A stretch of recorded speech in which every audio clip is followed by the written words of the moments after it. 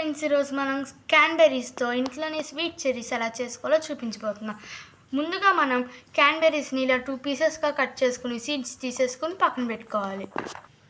ముందు మనం 1 కప్తో షుగర్ తీసుకుంటున్నాం.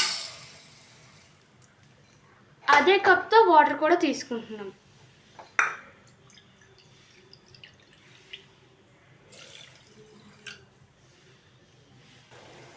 మరుగుతున్న షుగర్ సిరప్లో మనం కొద్దిగా నిమ్మరసం యాడ్ చేసుకుంటున్నాం. మరుగుతున్న షుగర్ సిరప్లో శుభ్రం చేసి పెట్టుకున్న క్యాన్బెర్రీస్ని వేసుకోవాలి.